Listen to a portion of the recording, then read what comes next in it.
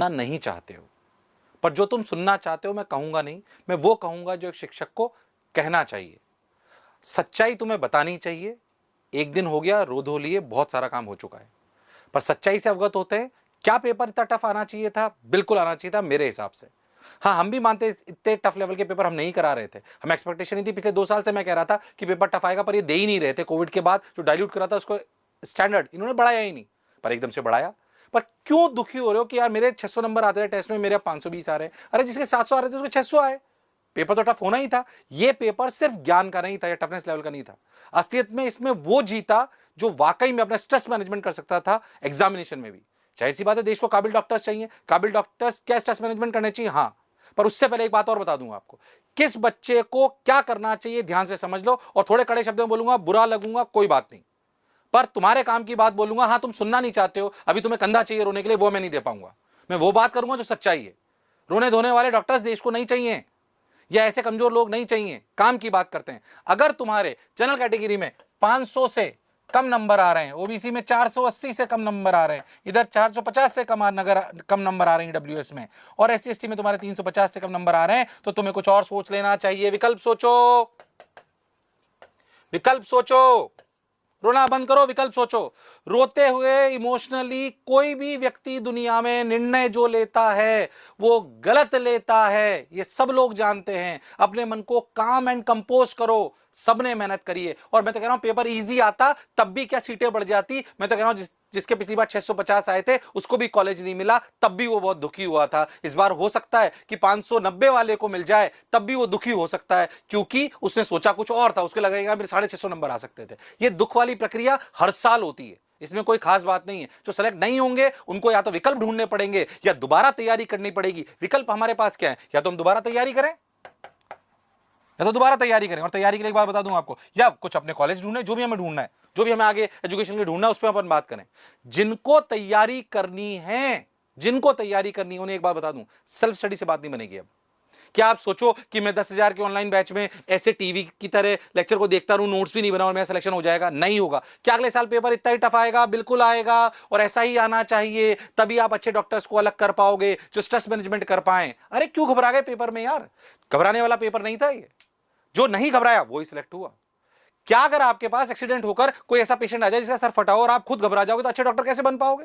इसमें कौन सी शक और संशय वाली बात है? तो जो नहीं घबराया, ये एग्जामिनेशन, बार बार कह रहा हूं, ये एग्जामिनेशन सिर्फ और सिर्फ ज्ञान का नहीं था, ये स्ट्रेस मैनेजमेंट का भी था। ठीक है, एकदम से आया, हम भी मान रहे हैं, हमने भी बच्चे को बहुत सारे पेपर इस लेवल के नहीं कराए, कुछ एक दो पेपर ही ऐसे कराए। मान रहे हैं हम इस बात को बिल्कुल कि कुछ ही पेपर इस लेवल के कराए, कुछ तो कराए थे, पर बहुतों ने बिल्कुल कुछ नहीं कराया। बिल्कुल आसान पढ़ने से बात नहीं बनेगी। जो तैयारी करना चाहते हैं उनको बता दूं, पेपर आसान नहीं आएगा अगले साल। फिर से सिर्फ सेल्फ स्टडी करने से, या सिर्फ और सिर्फ घर पे बैठ के पढ़ने से, या मुझे तो बायो आती है, मैं कोचिंग पे क्यों जाऊं, मैं क्लासेस में क्यों जाऊं, नहीं होगा सिलेक्शन। पढ़ना पड़ेगा। एनसीईआरटी से ही पेपर आया है, बट क्या एनसीईआरटी के डायरेक्ट पूछ लिया? नहीं, एनसीईआरटी घुमा घुमा के पूछी है उसने। उससे आपको सवाल बनाने आना चाहिए, उससे कैसे कैसे सवाल बन सकते हैं वो आपको आना चाहिए। दो दो तीन तीन चैप्टर फिजिक्स में उन्होंने मिला लिए, बिल्कुल आएंगे 110%। और अगर आपको तैयारी नहीं करनी है तो भी दिमाग लगाइए, ऐसे नहीं कुछ भी सोच लिया। बहुत सारे विकल्प होते हैं। अगर आपका ये वाला क्लियर नहीं हो रहा है तो इसके लिए मैंने एक नीचे लिंक पे वीडियो भी बना रखा है, पिछले साल बनाया था, जो बहुत अच्छा है, जिसमें सारी डिटेल बना रखी है कि वेटनरी में जा सकते हो, फॉरेंसिक में जा सकते हो, बीएचएमएस में जा सकते हो, बीडीएस में जा सकते हो, वेटनरी वाले कॉलेजेस में आप जा सकते हो, B pharma, D pharma, nursing, बहुत सारे विकल्प है जो आप कर सकते हो। बायोटेक्नोलॉजी की रिसर्च में आप जा सकते हो, जो मिलिट्री वाले कोर्सेज होते हैं जिसमें फॉरेंसिक की टेस्टिंग करी जाती है, उसमें आप जा सकते हो। There multiple options you have. BSc MSc करके आप आईएएस की तैयारी कर सकते हो। बहुत सारी चीजें हैं जो आप कर सकते हो, पर मैं तुमसे कहना चाहता हूं कि अब रोना धोना बंद करो और क्या करना है इस पे अपना दिमाग लगाओ। क्योंकि अगर तुम इमोशनली वीक रहोगे तो तुम्हारे घर वाले भी, मैं एक बात बताऊं आपको, अगर आप रोते रहोगे तो आपके घर वाले क्या सोचेंगे? बेटा कोई बात नहीं, तेरे से जो हो सकता है वो ही कर, कोई बात नहीं, तो अपने कमजोर भी रह जाएगा। मम्मी पापा क्या बोलेंगे? अगर बच्चा उनका दिन भर को रोता हुआ दिखेगा, क्या करेंगे? चलो तुम बताओ, क्या करेंगे? मुझे बताओ, क्या करेंगे? यही करेंगे। आज अगर मैं मम्मी पापा से पूरे टाइम दुखी होता क्या बैठा रहूं, नहीं यार मैं तो परेशान हो गया हूं, पता नहीं कितना काम है, क्या है, तो मेरे को क्या बोलेंगे? यही बोलेंगे कि यार तू क्यों परेशान हो रहा है, कोई बात नहीं, हमने तो जो मिलेगा चल जाएगा काम। एक मैं बोलूं नहीं मैं लड़ूंगा, कोई बात नहीं, ये नहीं हुआ तो मैं कुछ और करूंगा, तो बोलेंगे बेटा हम तुम्हारे साथ हैं। वो जो तुम्हारी मनस्थिति है उसके हिसाब से वो तुम्हें निर्णय में सहायक बनेंगे। अगर तुम कमजोर नजर आओगे तो तुम्हारे लिए कमजोर निर्णय लेंगे। अगर तुम उनके लिए साहसी बच्चे की तरह दिखाई दोगे तो तुम्हारे लिए साहसी निर्णय लेंगे। तो तुम्हें साहसी निर्णय लेने चाहिए कि नहीं लेने चाहिए, बताओ मेरे को। कोई बात नहीं, एक जंग में हारे तो ऐसी कौन सी खास बात हो गई, बार बार इस बात को बोल रहा हूं।